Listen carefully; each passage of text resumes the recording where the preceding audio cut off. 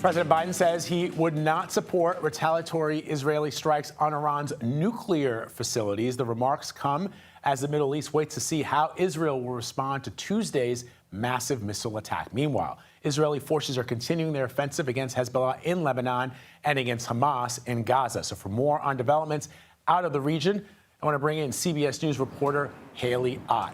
Haley, what are you hearing about the latest with regards to Israel's moves over the next couple of hours?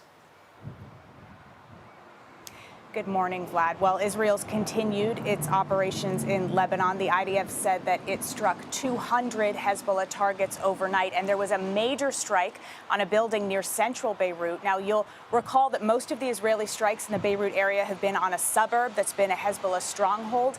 This strike was right near the city center. It hit a multi-story building. 9 people were killed. And in the south of the country, the fighting has continued as well. There's close combat between Israeli troops and Hezbollah fighters.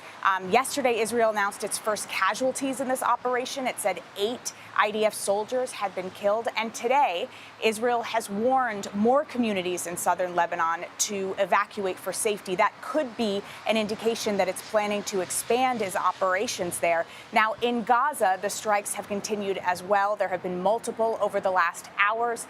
And over the last 48 hours, dozens of Palestinians there have been killed. As you know, Haley, it's Rosh Hashanah today. What is the feeling on the ground? Are there celebrations getting underway to mark the new year? Yes, it's Rosh Hashanah. It's the Jewish New Year. It's one of the most significant holidays in the Jewish calendar. And usually what people would be doing would be gathering with family, having a big meal, celebrating, relaxing. And the mood is very different today. People are still off. It's a holiday. They're still gathering with their families, but there isn't a lot of celebrating going on. We spent time with one family cooking and preparing yesterday, and they told me that as this holiday approaches, they're really just hoping for a better year next year.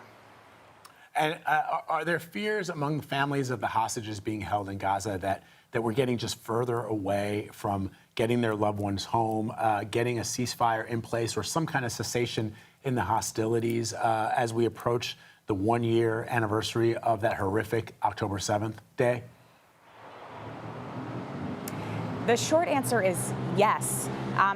Lebanon seems to be escalating. There's expectations that Israel will retaliate for Iran's missile barrage earlier this week. So the conflict seems to be moving further and further away from the concerns of these families of the hostages, which is to come up with some sort of ceasefire deal that would see their family members released.